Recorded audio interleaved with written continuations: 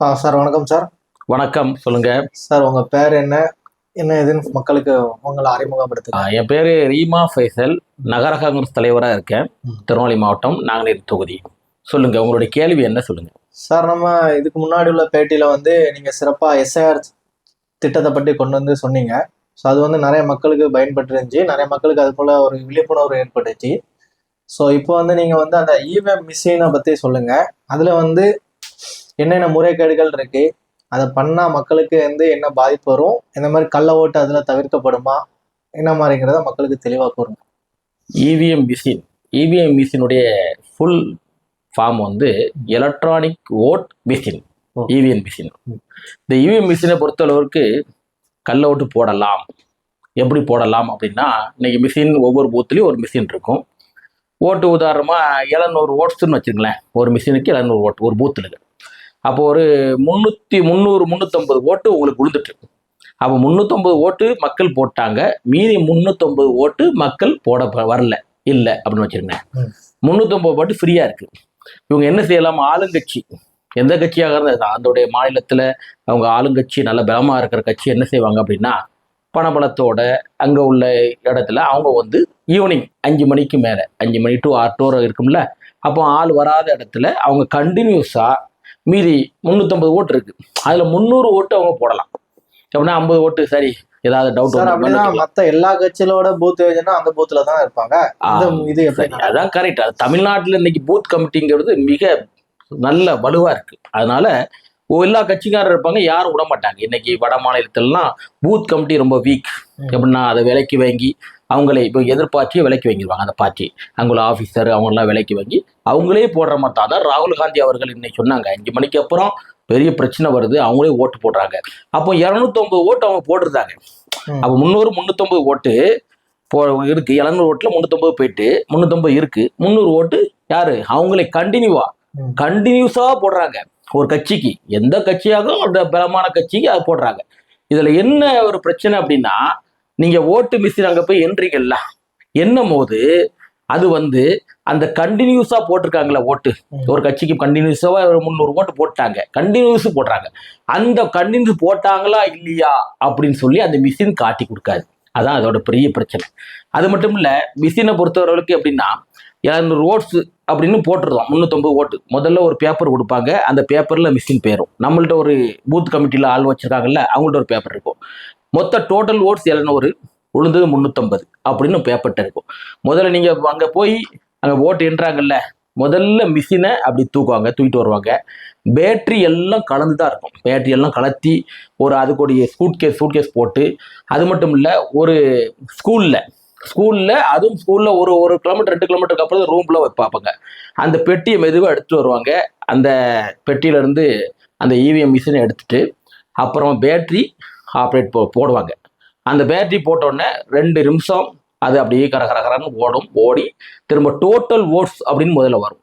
Total oats நம்ம வச்சிருப்போம் form, 700 oats. விழுந்த ஓட் 350 ஓட்ஸ் அப்படின்னு காட்டும். அப்படி காட்டினா தான் அது கரெக்டாக இருக்குன்னு அர்த்தம். அதுக்கப்புறம் ஒவ்வொரு சின்னமாக காட்டி, கை சின்னம், உதயசூரியன், இந்த மாதிரி பிஜேபி, தாமரை இதெல்லாம் காட்டி ஒவ்வொரு ஓட்ஸுக்கும் வரும். நோட் பண்ணி நம்ம கரெக்டாக இருக்கான்னு பார்க்கணும். 350 ஓட்ஸ் இருக்கு. ஆனால் நீங்கள் கண்டினியூ ஓட்ஸ் இருக்குல்ல, கண்டினியூவாக ஒரு கட்சிக்கு பர்டிகுலராக போட்டுகிட்டே இருக்காங்க அப்படின்னா, அந்த ஓட்ஸ் கண்டினியூவாக போடப்பட்டா என்பது அந்த மிஷினில் தெரியாது. ஆனால் சில பேர்லாம் சொல்லுவாங்க, இந்த மாதிரி வெளியே இருந்து ஆப்ரேட் பண்ணுவாங்க. அது கண்டிப்பாக இருக்க வாய்ப்பு இல்லை. என்னன்னு சொன்னால், அதோடைய பேட்டரியெல்லாம் கலத்தி தான் கொண்டு போகிறாங்க. இன்னொரு பாயிண்ட் எப்படின்னா, இன்னொரு டவுட் இருக்கு. இப்போ இந்த ஓட்டிங் மிஷின்லாம் ஒரு மையத்தில் வச்சு போட்டுட்டு திரும்ப ஒரு ஸ்கூல்லேயே காலேஜ்லேயே வைப்பாங்க. அப்போ அங்கே எதுவும் இதே மாதிரி முறைகேடுகள் நடக்க வாய்ப்பு இருக்கு? அதுதான் அதுதான் இன்னைக்கு அங்கே அவருடைய ஒவ்வொரு வேட்பாளர் இருக்காங்களே, அவங்க ரொம்ப ஸ்ட்ராங்காக இருக்கணும். ஒவ்வொரு வேட்பாளரும் இந்த மிஷினை எப்படி ஸ்கூல்ல இருந்து இன்னைக்கு முடிச்சு 6 மணிக்கு பேக் பண்ணி கொண்டு போறாங்கல்ல, அது கொண்டு போகும்போது பின்னால் ஆள் போய் அந்த மிஷின் கரெக்டான இடத்துல பர்டிகுலர் ஸ்கூல்ல வைக்கப்படுகிறதா அப்படின்னு சொல்லி ஒவ்வொரு வேட்பாளரும் கட்சிக்காரரும் பார்க்கணும். இன்னைக்கு சொல்றாங்களே, அது இன்னொரு கணக்குன்னு செய்யலாம்.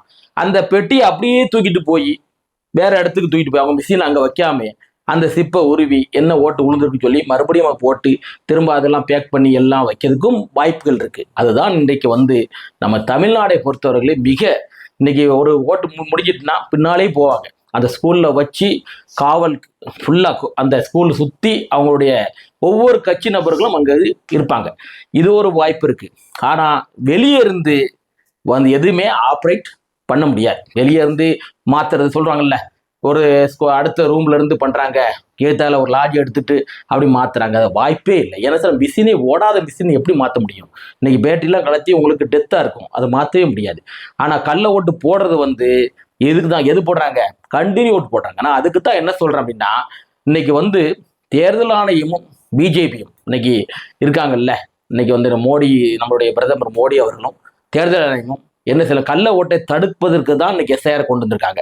நான் என்ன சொல்றேன், கள்ள ஓட்டை தடுக்க வேண்டும் என்று சொன்னா என்ன செய்யணும்? ஒவ்வொரு ஆளுக்கும் அவங்களுடைய ஃபிங்கர் பிரிண்ட் இல்லைன்னா ஐ, இந்த 2 ஃபிங்கர் பிரிண்ட் உலாத ஆளுக்கு ஐ இவங்க வச்சுட்டாங்கன்னா வச்சாதான் அங்க ஆப்ரேட் பண்ண முடியும். இப்போ நீங்க வாரீங்க அப்படின்னா ஓகே பெருமாள் அப்படின்னு பாக்குறீங்க, பெருமாள் இருக்காரு, ஓகே உங்களுடைய கைரேகை இல்லைன்னா கண் விழி இதை ஸ்கேன் பண்றேன்.